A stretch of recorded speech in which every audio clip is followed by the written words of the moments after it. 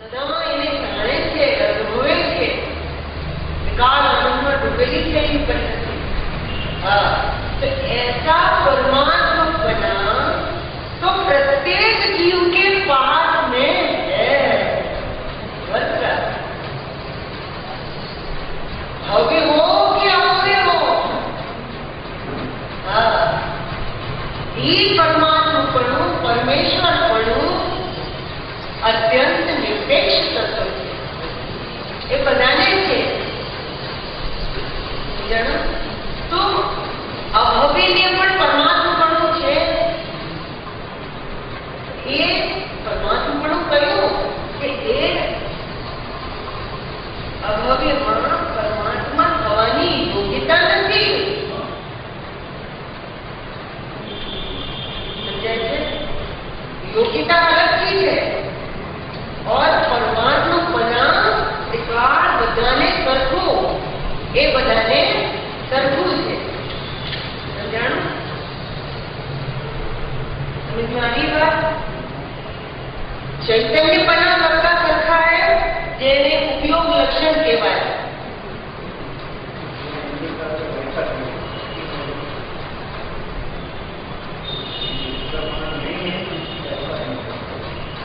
हाँ, समझे? अब द्रव्य में निमग्न છે જે પર્યાયો, હવે એ મારે કહેવું। अब पर्यायों के हम दो अर्थ समझेंगे। एक तो आ व्यक्त पर्याय અને એક ગ્રુપમાં રહેલી અંદર આ અવ્યક્ત पर्याय।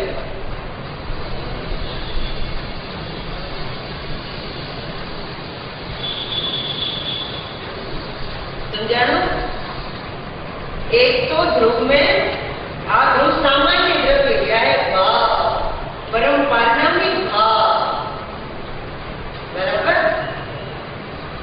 अब इस परम पारिणामिक भाव के ऊपर आपको जो नीला नीला कलर दिख रहा है ना, ब्लू टाइप दिखाई दे ना, पानी जेवू कलर, ये बड़ी चैतन्यता है। चैतन्य चैतन्य चैतन्य चैतन्य चैतन्य चैतन्य બધું આપણું ચૈતન્ય છે, चैतन्यपना है। अब ये जो चैतन्यता दिख रही है ना आपको, यहाँ से लेकर यहाँ तक ये पूरी, ये चैतन्यता है। चैतन्य का चैतन्य, ये आत्मा का ये रहा उपयोग लक्षण, ये रहा उपयोग। ये जो लाइन है ना, ये उपयोग लक्षण की, ये उपयोग लक्षण पूरा उपयोग लक्षण है। तो जीवन तो पारिणामिक हुआ ना, शुद्ध जीवन तो पारिणामिक, उपयोग लक्षण है ना। ये उपयोग है ना, उपयोग तो उपयोग है ये मध्यमान से, उपयोग लक्षण, चेतना लक्षण, ये चेतना लक्षण, चेतना उपयोग, अलग उपयोग, ये उपयोग लक्षण है। तो उपयोग के ये उपयोग लक्षण किसका है? शुद्ध जीव का, त्रिकाली द्रव्य का लक्षण है, आत्मा का लक्षण है उपयोग। परंतु इस उपयोग के कितने भेद हैं? 12 भेद हैं। उपयोग के मूल दो भेद, ज्ञान उपयोग और दर्शन उपयोग। ज्ञान उपयोग के कितने भेद हैं? 5 सम्यक ज्ञान और 4 दर्शन के, और 3 मिथ्या, कुमति, कुश्रुत, अवधि और सम्यक ज्ञान के 5 भेद। तो 8 भेद के ज्ञान के और 4 भेद दर्शन के।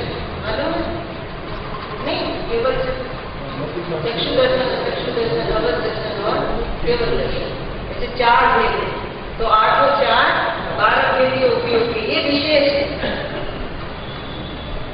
उपयोग के विशेष ये है, चेतना के विशेष है। इसके लिए आपका जो अशुद्ध जीवन बन रहा है ना, 5 इंद्रिय, 3 बल, आयु, जीवनी, पर्यायनी, योग्यता, ये यहाँ पे भी पारिणामिक भाव के 3 भेद आप देख सकते हैं। ये 4 भाव तो नहीं, लेकिन पर्यायार्थिक ने का जो पारिणामिक भाव है ना, तो उसकी योग्यता भी यहाँ लिख सकते हैं हम। भव्यत्व, अभव्यत्व, अभव्यत्व और तीसरा जीवत्व। ठीक है। अब जीवत्व के ये अशुद्ध जीवत्व 10 प्राण, ये पर्यायार्थिक ने का विषय है सारा। जैसे ये 4 भाव पर्यायार्थिक व्यवहार ने के विषय है, ऐसे ही ये 3 भाव भी व्यवहार नहीं के विषय है, पर्यायार्थिक नहीं के विषय। बराबर, इतना क्लियर हुआ। और ये जो है वह है शुद्ध द्रव्यात्मिक नहीं का विषय। बराबर। अच्छा, अब बात चलती है कि चेतना लक्षण है, ये चेतना है ये मध्य में चेतना होते। अब चेतना सामान्य विशेष रूप है, समझ में आया? चेतना का जो सामान्य है उपयोग लक्षण, जो उपयोग लक्षण है जीव का लक्षण है ना, उपयोग लक्षण, उपयोग लक्षण है वो सामान्य पारिणामिक भाव है। देखो, उपयोग लक्षण है एक सामान्य पारिणामिक भाव। उपयोग लक्षण को ही सामान्य पारिणामिक भाव कहते हैं। सामान्य पारिणामिक भाव, उपयोग लक्षण बराबर सामान्य पारिणामिक भाव। चैतन्य, चेतना जिसमें सब गर्भित है वो बताना है। इस चैतन्य में ये सारी पर्यायों की योग्यता बड़ी गर्भित है, नीचे पड़ी है। जिन ज्ञान में बधा ज्ञेरो गर्भित है। ज्ञान कहते ही उसके पेट में से क्या निकला? आपू लोका लो ज्ञान ज्ञाનમાં રહેલું છે। જે મોઢું કે તો એમાં શું બધું છે? દાંત, 32 દાંત ને જીવ ને તાલો, ये બધું એમાં ये सब इसमें गर्भित है। एक मुंह कौवा, मुंह खोलो, खोलो मुंह, दिखाओ जी, दिखाओ दांत दिखाओ। तो मुंह खोला ना, मुंह खोला तो उसमें क्या निकला? दांत, जीव, पेड़ा, ताळो, ये બધું गर्भित છે એમાં કે નહીં? એને પણ મોઢું કહેવાય। આ માણસનું મોઢું છે। मुंह, चेहरा, फेस, इसको फेस कहो, चेहरा कहो, मुंह कहो, इसको भी मुंह कहते हैं। मोढું ધોઈ લ્યો, એ મોઢું ધોઈ લ્યો એટલે આનું નામ પણ મોઢું છે અને આનું નામ પણ મોઢું છે। પણ મોઢું પેટ છે કે નહીં? આ મોઢું ખોલો તો શું નીકળશે? तो क्या निकलेगा? ये मुंह खोलोगे तो क्या निकलेगा? दांत में जीभ तक। वैसे ऐसे बैठे हो तो ये मुंह कैसा है? इसमें क्या गर्भित है? एक नाम इतने एरिया का एक नाम क्या है? मुख, मुंह, मोढू, चेहरा, पेट, जो भी कहना हो। तो इसमें क्या क्या गर्भित है? इसमें कितने अंश गर्भित हैं? 2 आंखें, नाक, होठ, कान, ये सब चिप, ये भौं, ये बाल, ये सब गर्भित है कि नहीं कितने एरिया में? ऐसे ही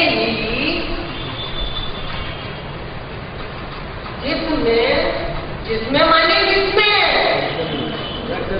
चैतन्य में, पारिणामिक भाव में। तो जिसमें सर्वभेद गर्भित है उसे पारिणामिक भाव कहते हैं। जिसमें से सर्वनाम है, किसमें? द्रव्य में नहीं, चैतन्य में, उपयोग लक्षण में, चेतना में, ये पूरे आत्मा में। अवैध से देखें तो पूरा चेतना आत्मा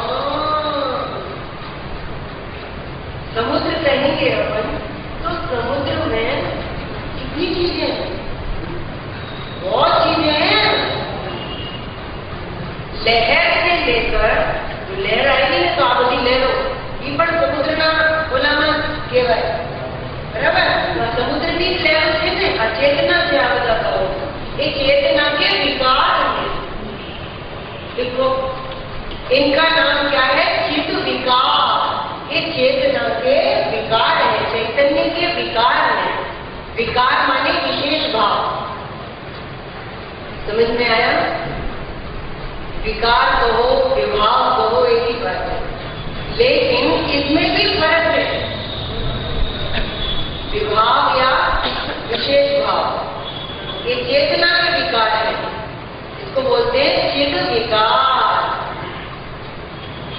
चैतन्य के विकार है, ठीक है। अब ये शुद्धियों औदय भाव है ना, एक ही चैतन्य का विकार है। कर्म कर्म यहाँ पर है, यहाँ कर्म समझिए, ठीक है। और ये चेतना की पर्याय है, चेतना का विकार, चेतना विशेष। ये चेतना सामान्य है, चैतन्य चैतन्य चैतन्य चैतन्य। पर आप उलझा में 4 भेद अथवा आप 5 भेद इन पर लिख लो। पर्यायार्थिक ने का पारिणामिक भाव भी ले लो आप, ठीक है। ये 53 भेद हो गए सारे मिला के। ये 53 भेद है और एक भाव के कितने भेद है? 21। बोलो बोलो। हाँ, और एक भाव के कितने भेद है? 21। औपसमिक भाव के कितने भेद है? 2। उपसम सम्यक और उपसम चारित्र। उपसम भाव के कितने भेद है? 18 भेद है। और क्षयिक भाव के कितने भेद है? 9। और पारिणामिक भाव के कितने भेद है? 3। समझ गए? गिनो तो कितने हो गए? 21 और 2 23 और 18 40 यानी 9 50 और 3। तो यह 53 भाव के टोटल। तो ये 53 भाव है टोटल। कितना चाहिए? ये 53 भाव है, ये सब चेतना के विशेष है। समझ में आया? सामान्य पारिणामिक भाव के ये 53 विशेष है, जिसे हम कहते हैं चित्त विकार। तो चित्त विकार में ये पुण्य पाप के भाव तो और एक भाव नहीं। 21 भेद है। आज सब लोग जाकर के पढ़ना है, ठीक है। कल पढ़ करके आना। तो उसमें हम आपको बहुत सुंदर बताना चाहते हैं कि आप चेतनानीत तरंगों से, चेतनानीत लहरों से, पर हूँ चैतन्य सामान्य है। तो चैतन्य सामान्य पढ़ो तो बता जीवों पर सब कुछ है, भवी हो कि आपकी हो। समझाना नहीं थी जवाब तो यहाँ लिखना। समझ में आई बात? तो चैतन्य सामान्य है, तो चैतन्य सामान्य। तो जिसमें सब भेद गर्भित है वह चैतन्य सामान्य तो सबके पास मिल जाता है। समझ में आया? जैसे घर में अलमारी तो सबकी सच्ची है, लेकिन अलमारी में माल क्या रखा है? बधानु जुजू उदय ब्रह्मांड हुए। पिताजी ने सबको घर बनवा के दे दिया, ठीक है, सबके पास अलमारी से। पर अलमारी माँ सामान कोई बातें बता रहे थे, कोई बातें वो छूटे। तो बनाना उदय ब्रह्मांड हुए थे ना, बनाने ही सबको के लिखते हो, ये सबको ना हो। એટલે આ બધી પર્યાયોની જે યોગ્યતા છે, व्यक्तता अथवा अंतर में पड़ेगी योग्यता। अभी उसका मुझे अंतर बताना है। वो सबकी तरकीब नहीं हो। पारिणामिक भाव सबका सरखा है। समझ में आया? द्रव्यार्थ स्नेह विषयभूत पारिणामिक भाव है, ये बधानो सरखो है। समझ में आया? ये द्रव्यार्थ स्नेह का विषय। अब द्रव्यार्थ स्नेह में भी शुद्ध द्रव्यार्थिक नहीं, ये परम पारिणामिक भाव।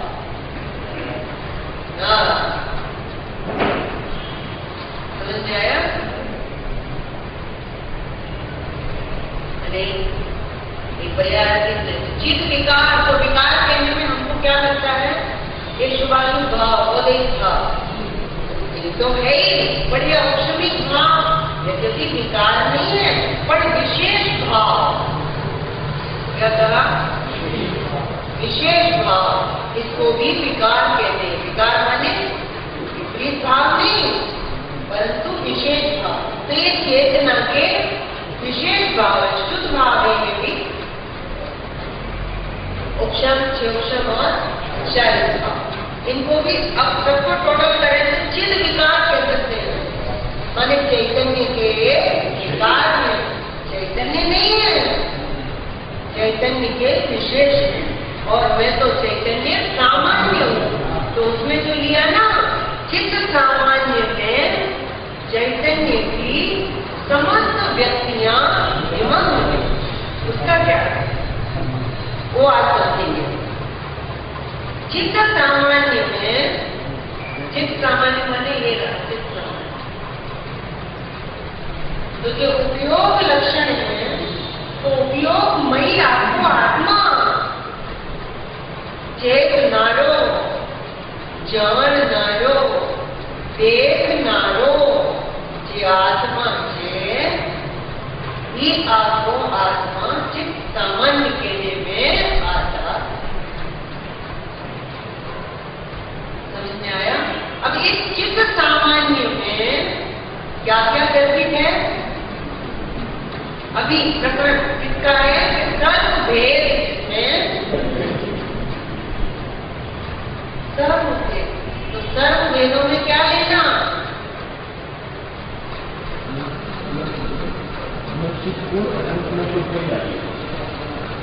सर्व भेद में अभी दृष्टांत दिया था ना भरत चक्रवर्ती के पुत्रों का।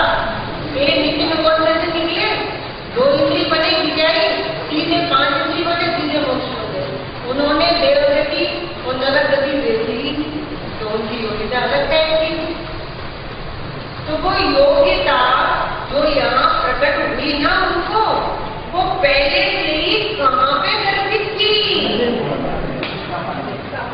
चित्त सामान्य में, यहाँ पे गर्भित थी, अंदर कोई। तो उनको अपना अनादि अनंत आत्मा को देख रहे हैं, तो वो कैसे देख रहे हैं?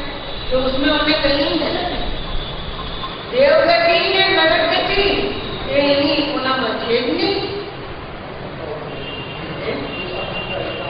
हाँ, चित्त सामान्य सबका रखा है। हाँ, तो अलग अलग होंगे, वो सबके एक जैसे नहीं है, अनेक ऐसी नहीं, चित्त सामान्य सबका रखा है। यही तो बताना है मुझे। चैतन्य सामान्य सबका रखा है, अनेक एक चैतन्य सामान्य जिसका लक्षण है, અને उपयोग जिसका लक्षण है, ऐसा ये शुद्ध परम पारिणामिक भाव है। एમાં રહેલા ગુણો બધાના સરખા છે, બધાની સાથે કારણ ક્રિયાઓ સરખી છે, इसमें कोई फर्क, उपयोग लक्षण में कोई फर्क नहीं। फर्क है केवल निश्चित सामान्य में निमग्न जो योग्यताएं हैं, वो सबकी अलग अलग प्रकार की हैं, और जैसी निमग्न है वैसी ही व्यक्त होती है।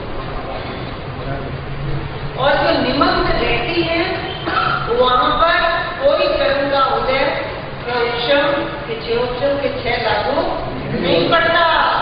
वे सब परिणामी भाव के अंदर रही हुई है ना, એટલે બધી પરિણામિક કહેવાય। અને જે વ્યક્ત થાય છે ત્યારે એનું નામ કર્મનો ઉદયમાં જોડાય, કર્મ के उदय में जुड़े तो उदय कर्मना उपशम એની પેડે નામ થાય, અને કર્મનો ઉપશમ જેમાં નિમિત્ત હોય એને औपशमिक, क्षयोक्षम जेमा निमित्त हो यानी क्षयोक्षमिक, और क्षय जिसमें निमित्त होता है उसको क्षय। समझ में आया? ऐसे 4 नाम पड़ जाते हैं। अथवा और नीचे चले तो पारिणामिक भाव के जो पर्यायार्थिक में से 3 भेद हैं, वो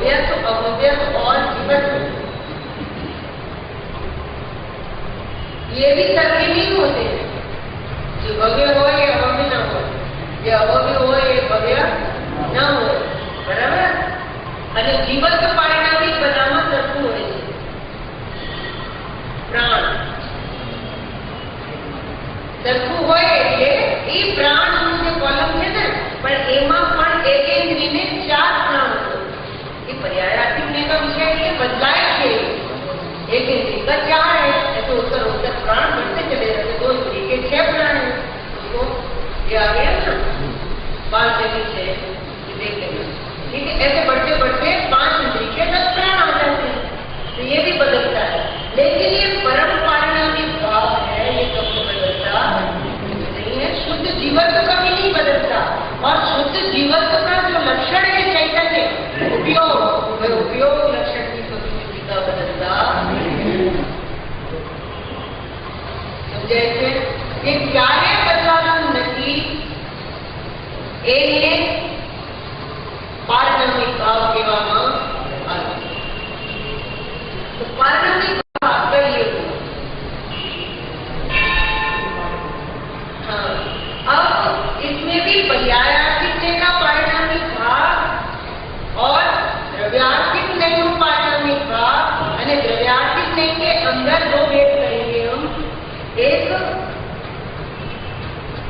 शुद्ध द्रव्यात्मक है અને एक सामान्य द्रव्यात्मक.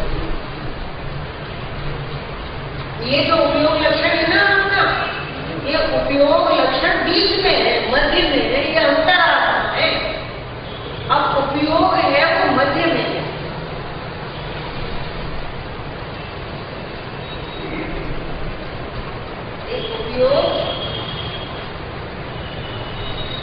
उपयोग लक्षण ये मध्य में है. इसके इस साइड 12 भेद है या 53 भेद देते हैं. ये उपयोग के ही विशेष है. ये अशुद्ध द्रव्यात्मक, ये अशुद्ध द्रव्यात्मक नहीं कहो या पर्यायात्मक नहीं कहो.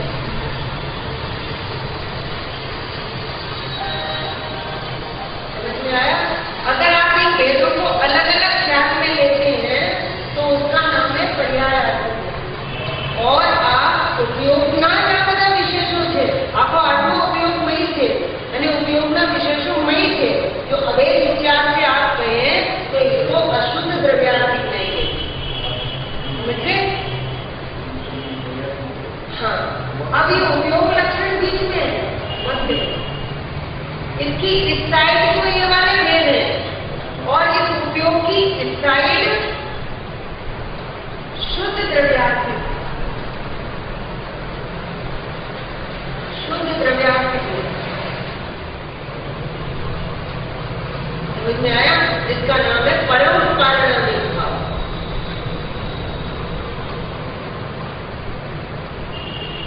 बराबर? समझ में आया? और उपयोग केवल द्रव्यात्मक नहीं करता. तो ये दोनों को वो करता है. इधर से देखो तो ये अशुद्ध द्रव्यात्मक भी बच जाता है. और यही उपयोग आत्मा का लक्षण है. तो ये शुद्ध द्रव्यात्मक में चलिए आत्मा ने उपादेय स्वरूप आत्मा ने अनुभव. ये उपयोग का उपयोग स्वरूप आपको आत्मा नहीं होती. उपयोग में उपयोग है. उपयोग माने आ उपयोग स्वरूप आत्मा. त्रिकाली द्रव्य उपयोग એટલે ત્રિકાળી દ્રવ્ય એ આમાં રહેલું છે. ये उपयोग सदा आत्मा ने प्रेरणा करे છે. आ उपयोग में अनुभूति स्वरूप भगवान आत्मा निरंतर आवाज गोपाल सबको अनुभव में आ रहा है. आत्मा सबको अनुभव में आ रहा है. उपयोग लक्षण में मध्य में. तो ये उपयोग है ये अंतरात्मा. समझ में आया? ये उपयोग है ये मेरा अंतरात्मा.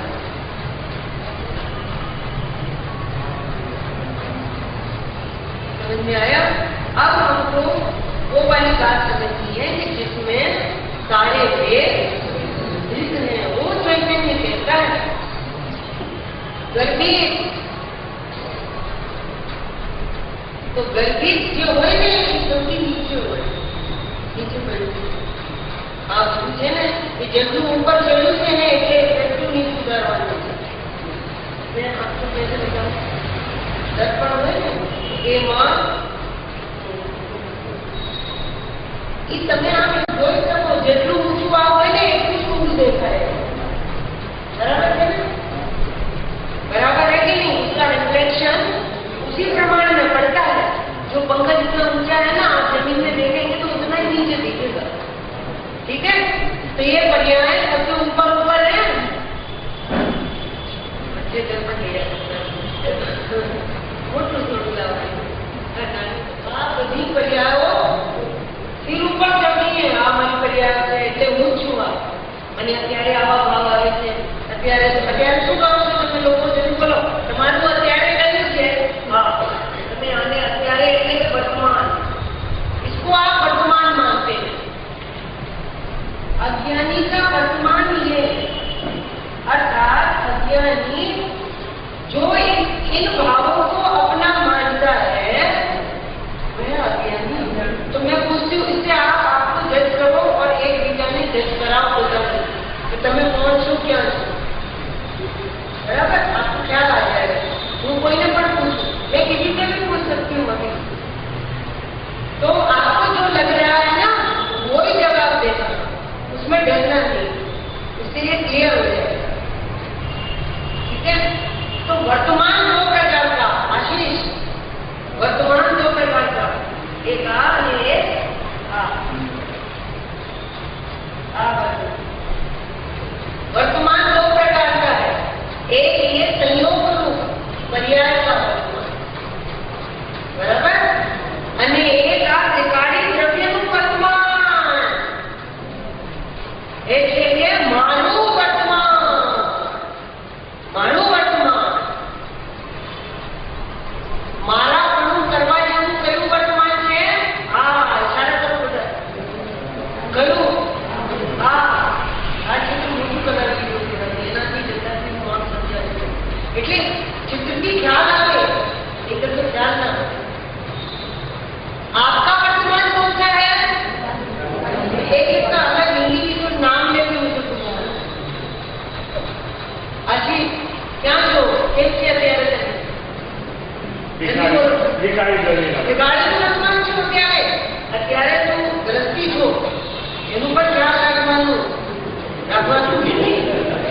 ગાડી બોલો અત્યારથી એમ કે છે ગાડી ના બધી દ્રષ્ટિનું શું થશે? એની લાઈફ ये ग्रस्तपणु है ये डिस्टर्ब થઈ જશે. બધું ये डिस्टर्ब થઈ જશે. સમજાણું કે નહીં? સુનિલભાઈ તમારું વર્તમાન તમે અત્યારે કોણ છો? ત્યારે તો માણસ છો કે નહીં? હા એનો મહત્વ કરવા જેવો તો મનુષ્યપણું છે, વ્યક્તિ છીએ એ બધું છે. પણ એનું કોલમ ક્યાં છે? હા યોદય ભાવ मनुष्यपना यहाँ है. અને आप कितने बड़े हो? ये मनुष्य में हूँ अभी ये जानना भी सम्यक ज्ञान है. ज्ञान है सम्यक ज्ञानी पण એમ જાણે છે કે હું મનુષ્ય છું. यहाँ जाने છે પણ कई कई થી जाने છે. कौन से कैसे जानता है कि ऋजु सूत्र नहीं. लिख लो ये ऋजु सूत्र नहीं का विषय है कि जो वर्तमान संयोगी पर्याय को ग्रहण करता है. ठीक है? लेकिन ये ऋजु सूत्र नहीं भी सम्यक कब होगी? सापेक्ष नया सम्यक, निरपेक्ष नया मिथ्या. तो सापेक्ष नए सम्यक होते हैं. तो ऋजु सूत्र नहीं से मैं मनुष्य हूँ ये जानना आपका चर्चा तब होगा कि जब आप साथ ही साथ ये भी जाने क्या कि शुद्ध द्रव्यात्मिक में से मैं अभी वर्तमान में ही शुद्ध जीव द्रव्य हूँ. त्रिकालीन शुद्ध जीव द्रव्य छू. एम जो तमे मानो आने जानो ने मानो એને પોતાનું આવડા મોટા આત્માને પોતાનું માનીને જો તમે એ જાણી લો કે હા મનુષ્ય છે ખૂણામાં પડ્યું છે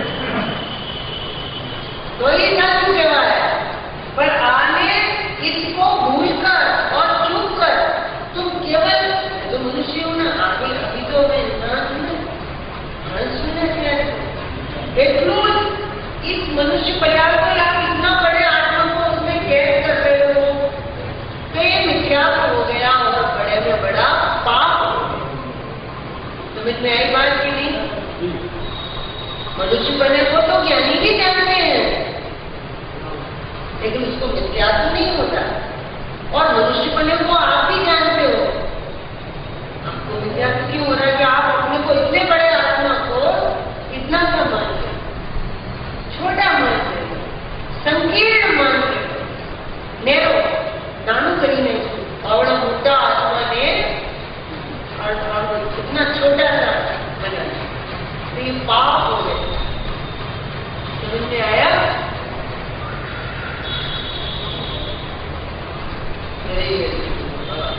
और उस मनुष्य पर्याय में भी किसी एक ही धर्म को मुख्य करते हैं। जैसे कोई पत्नी है, तो पत्नी, अरे पत्नी हो तो तुम माँ भी तो हो, शिष्य भी तो हो, बहन भी तो हो। एक माँ पर अनंत धर्म से मैंने कोई एक ही भूमिका करके बैठ जाए तो कि हम मम्मी है या हम पत्नी ही है। अरे भैया, तुम केवल पत्नी ही नहीं हो, तुम किसी के शिष्य भी हो। उसका भी ध्यान रखोगे कि नहीं? उनका भी ध्यान रखोगे कि नहीं? खाली में पत्नी पति का ध्यान रखो, ऐसे नहीं होता। अनेकांत है। मैं किसी की बहू भी हूँ कुंजन, तो यही अपेक्षा पर पूरी करवानी है नहीं। मैं किसी की बेटी भी हूँ, तो वो अपेक्षा भी पूरी करनी है नहीं। मैं शिष्य भी हूँ, तो गुरु की अपेक्षा भी पूरी करनी है नहीं। मैं माँ भी हूँ, तो बच्चों की अपेक्षा भी पूरी करोगे कि नहीं। मैं पत्नी भी हूँ, तो पति की अपेक्षा पूरी करोगे कि नहीं। इतनी सारी अपेक्षाओं को, सबकी अपेक्षाओं को समझ के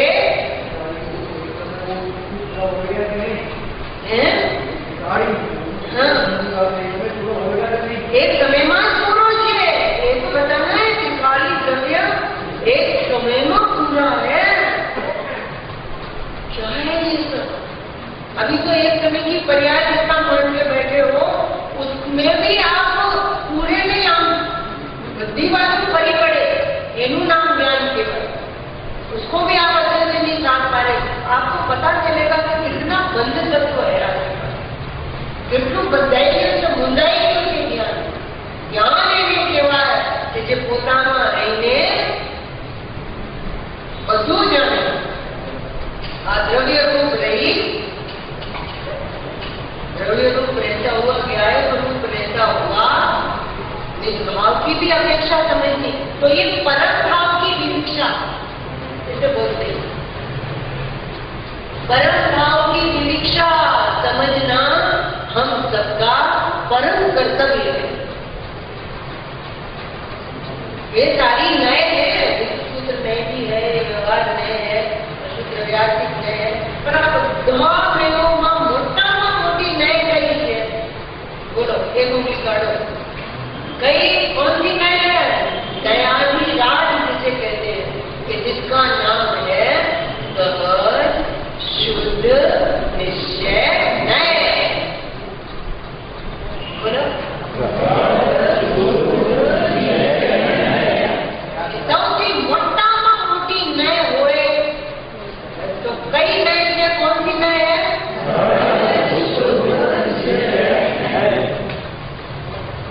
ये मोटी केम છે? એનું પેટ મોટું છે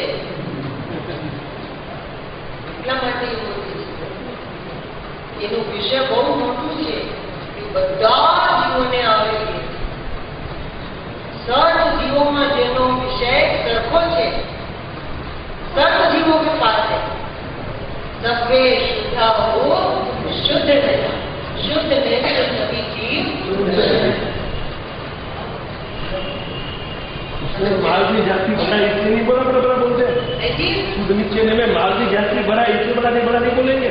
हाँ, इसलिए भी बड़ी है, पर एनो टाइम एनो काळ अपेक्षाएं बड़ी मोटाમાં મોટી છે, કેમ કે એનું કાળ કેવું છે? અનવધિ उत्तम मोटी न हो, शुद्ध नहीं। सारे नयों की राजा राज करती है। कौन सी नय? शुद्ध निश्चय नय। जीव राजा ने जीव राजा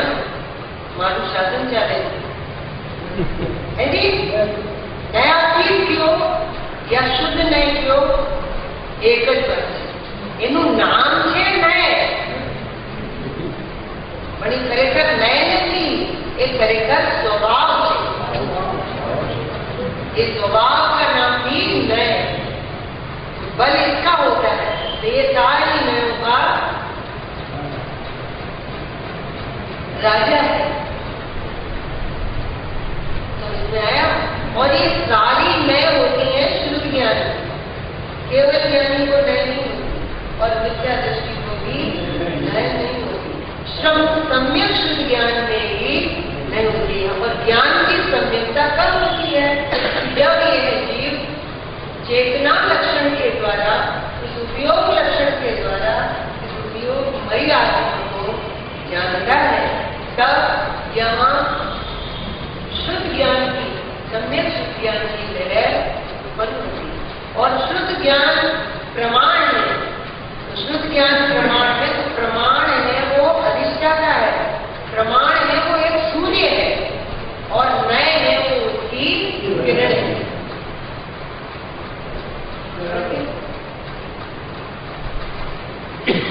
मैं चैतन्य सूर्य आत्मा.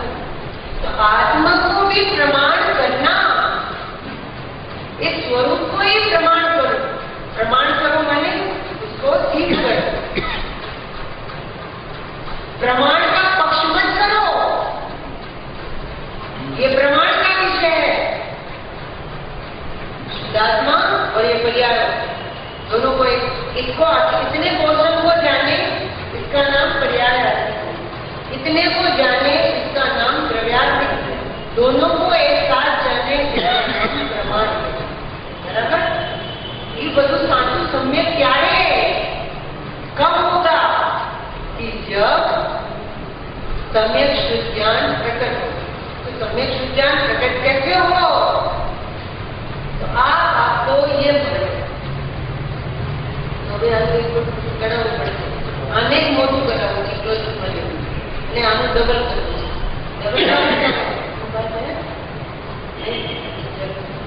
तो अभी आपको ये आधा आत्मा लगता है क्योंकि आपको प्रमाण का पक्ष है. तो प्रमाण के पक्ष वाले को क्या लगेगा? अर्धो आत्मा आंख है અને अर्धो आत्मा आंख. बराबर है? और दोनों मिला के पूरा आत्मा हुआ. प्रमाण का विषय ही कब पूरा होता है? कि जब दोनों को मिलाओ तो एक पूरे आत्मा का चित्र है. इसका नाम है आगम प्रमाण. बोलिए, इसका नाम क्या है? आगम प्रमाण. ठीक. अब अध्यात्म प्रमाण दूसरा. अध्यात्म प्रमाण. तो अध्यात्म प्रमाण के अंदर ये व्यक्त पर्याय नहीं आती है. ये व्यवहार का विषय है. ये बड़ी अपेक्षा ने एक बात रखी. હવે સાંભળજો ત્યારે આ તમને સમજે. तब आपको ये समझ में आएगा. समझे? अच्छा. अब अध्यात्म प्रमाण में शुद्ध द्रव्य, शुद्ध गुणों અને આ શુદ્ધ पर्याय, शुद्ध पर्याय और अनित्य निरंजन उपयोग જેનું એક લક્ષણ છે. સતહેતુ વ્યક્તિ જેની એક ક્રિયા છે. अब ये जो उपयोग लक्षण है दोनों साइड को बिलोंग करता है.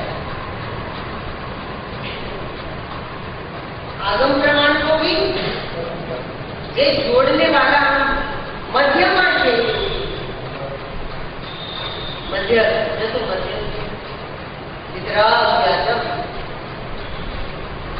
इस उपयोग के माध्यम से. और ये उपयोग कहाँ से लेके कहाँ तक है? જેમ પાણીમાં સમુદ્રમાં જે પાણી હોય ને અહીંથી લહરથી મંડીને છેક અંદર પાણી. પણ અંદરમાં એક ભાગ એવું છે કે જ્યાં પાણી નથી.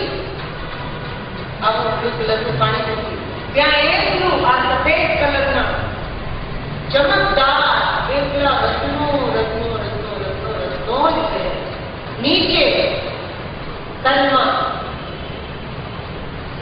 के तल में अकेले रतन ही रतन हुए।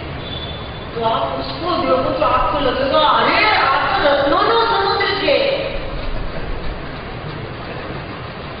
समुद्र का भीतरी भाग, अंतिम भाग जिसे कहते हैं, वहां जाके आप देखो तो आपको सारे रत्नों के ढेर ये केवल लगते चमकदार रत्नों ना ढेर करना कर जाने लगे रत्नों ना या पानी नहीं। तो ऊपर से पानी का समुद्र दिखाई जो आपको देता है, उस पानी के समुद्र में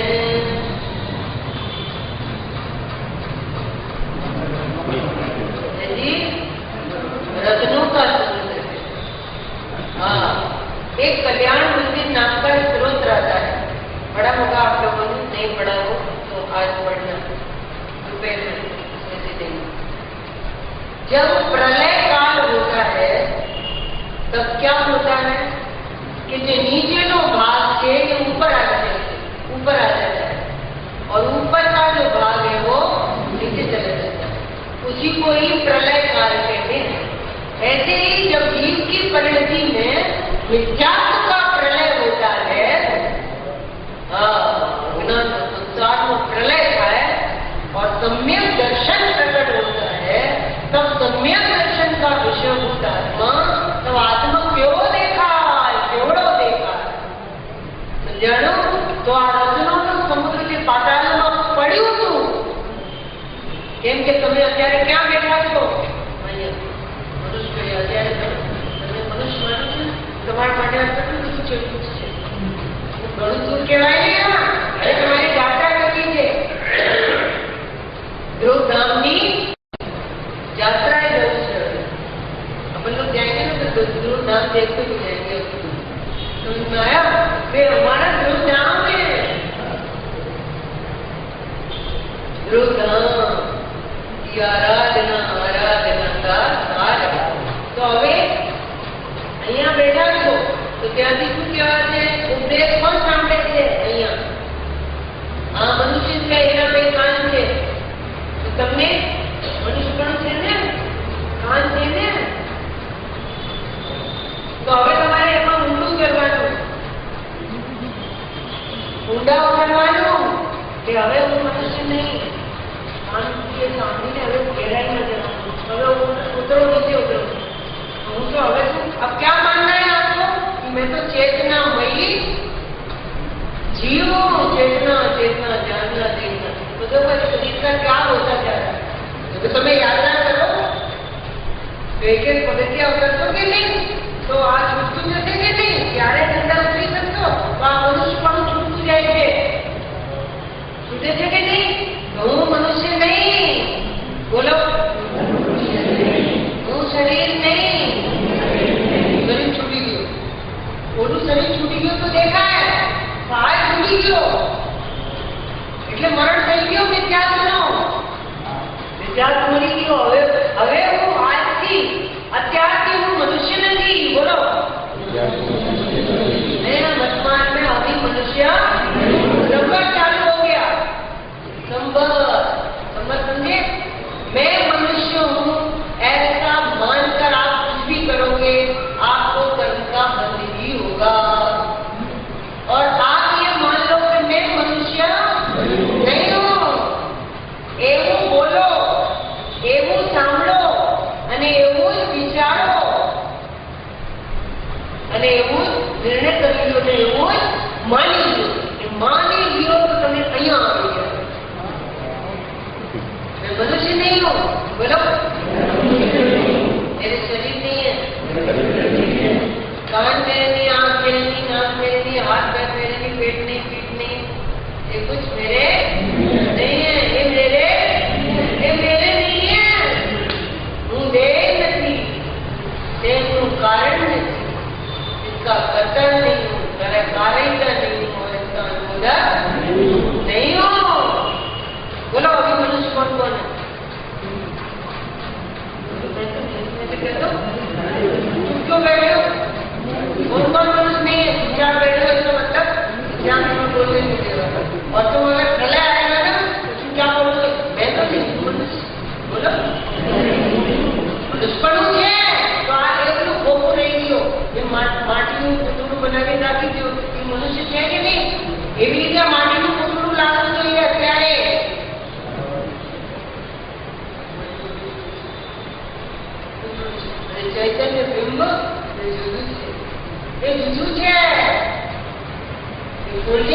તમને આ બે પ્રમાણ લાગે પણ એને આખું ખોલી નાખો તો એ આખું લોક પ્રમાણ છે.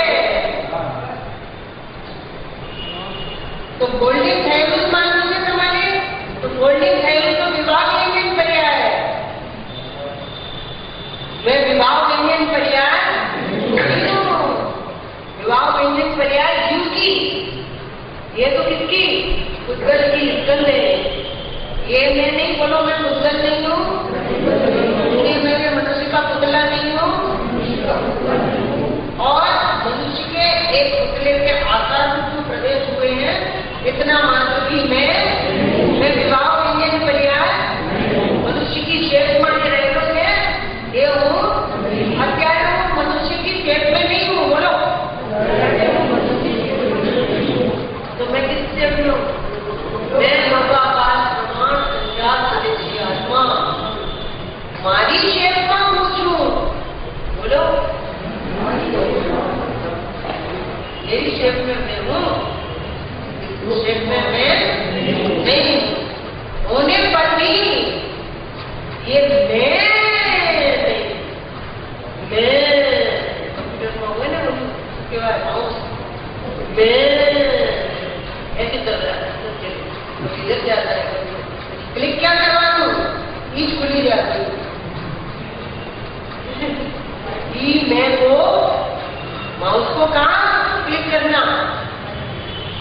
परम पारिणामिक भाव में यहाँ पे रोकते हैं. मैं तो परम पारिणामिक भाव या मैं पारिणामिक भाव सामान्य चेतना में तो आ जाओ. शरीर नहीं, वाणी नहीं, कर्म नहीं. પછી पुण्य पाप के भाव भी होने के बाद इसमें तो सब में तो उतरना पड़ेगा आपको. उतरो. ये मैं नहीं हूँ. तो मैं तो चेतना लक्षण योग लक्षण चेतना चेतन हार है. तो अभी चेतन हार के अंदर गर्मी कितना है? तो अनंत गुणों अनंत शक्तियों અને એનું શુદ્ધ પરિણામ होना है परम पारिणामिक भाव. बराबर. अब ये जितना ऊपर था ना इसको मुझे गर्मी कहाँ दिखाना है? तो सृष्टि के विषय में ये परियारों आदि नहीं है. देखा है नहीं तो ये क्या नहीं. तो देखो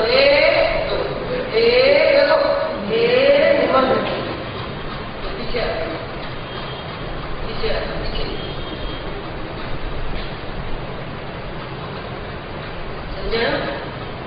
ક્યાં આવી ગઈ હવે? અત્યારે ये આગળ ગઈ છે અને તમે એની અંદરમાં અંદરમાં જોજો. अभी आप मनुष्य पर्याय के अंदर हो. अब जब प्रलय होता है तो क्या होता है? अंदर का ऊपर आ जाता है और ऊपर का उसी का नाम प्रलय.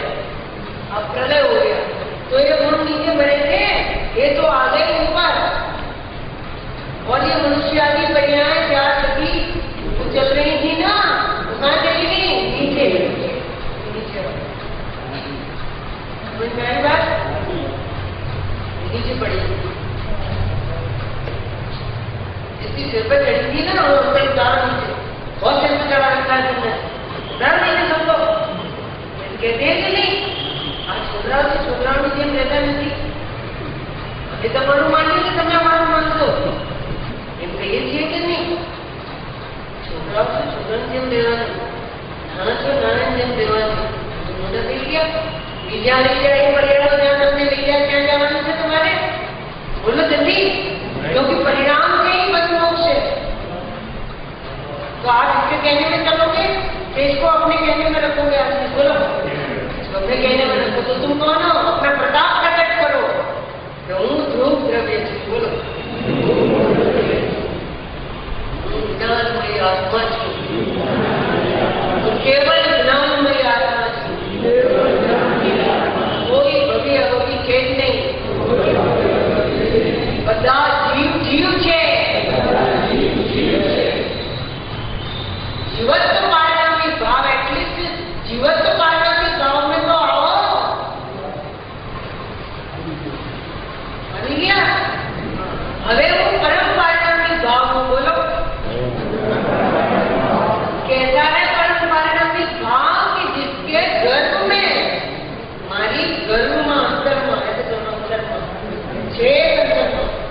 ઊંચા હતા ને એ બાબો એટલા જ હવે નીચે ગયા. જેટલા આગળ હતા ને એટલા પાછળ ગયા ગયા, જેટલા ઊંચા હતા ને એટલા નીચે ગયા. હવે એ પર્યાવરણ ક્યાંથી બધી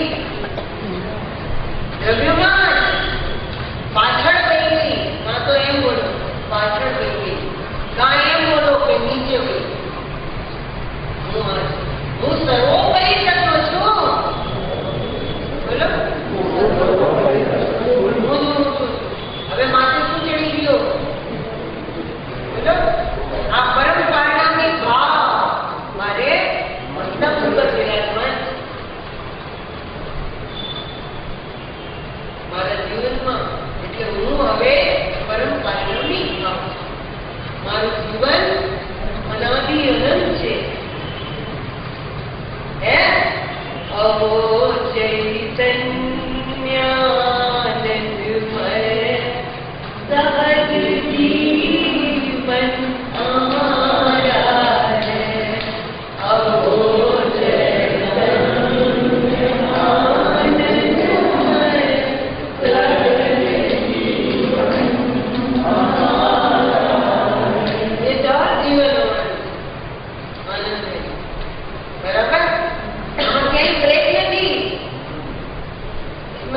जन्म नहीं है और कहीं खुल्लो बराबर. हाँ, तो अब हम कभी मरने वाले जन्म से नहीं मरने. ऐसा है तो आपको कहाँ गई पर्याय सर्व भेद एवं गतिज ये क्या गया?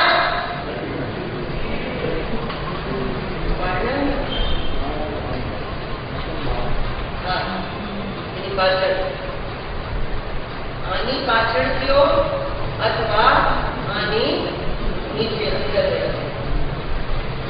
અવરતન ઉપર આપે. તમે કહ્યું જ્ઞાન જલ વિશ્વાસ જ્ઞાન ને અનુભવમાં નિરતનત્રય ઉપર આવી ગયા. એટલે કે બધા ગુણોનું શુદ્ધ પરિણામ હવે ઉપર આવ્યું, ગુણો ઉપર આવ્યું. એટલે અહીંયા શુદ્ધ पर्यायों गुण गया.